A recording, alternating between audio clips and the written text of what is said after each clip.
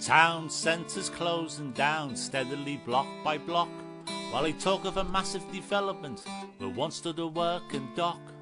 Architects' dreams mixed with planning schemes of course gets council consent, but sometimes you start to wonder just where the old town went. The factory I once worked in is up for sale with retail potential, but who can afford to shop there when manufacturing standing idle? The market and the precinct are just full of cafes and charity shops, and it's hard to go window shopping when a high street's been boarded up. They say people need somewhere to live, but of course that comes with a price. So another piece of greenbelt has to be sacrificed. But this house is standing empty, but no one lives here anymore. What once was a thriving community is now a derelict eyesore.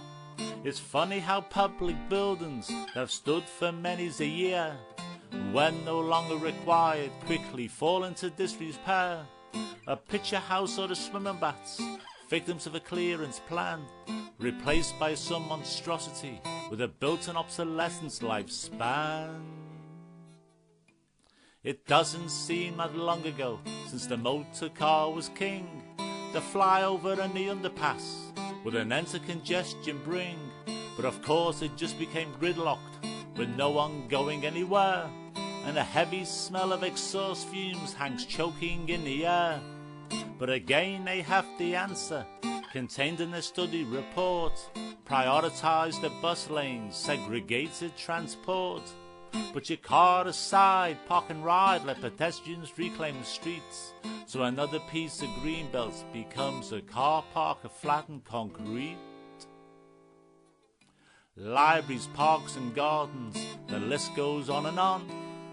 You don't know what you've really lost until it's finally gone. Public services we took for granted lie in ruins all around. It's true you can raise a tidy sum selling off another school's sports ground. You may say, well, what's your problem? It isn't our concern. Those days have gone. Look after number one is the lesson we came to learn. What I say may sound old-fashioned, an outdated point of view, but just because you disagree doesn't mean it is not true.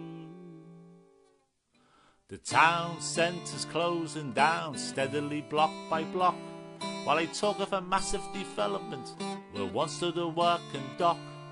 Architects' dreams mixed with planning schemes of course gets council consent, but sometimes you start to wonder just where the old town went.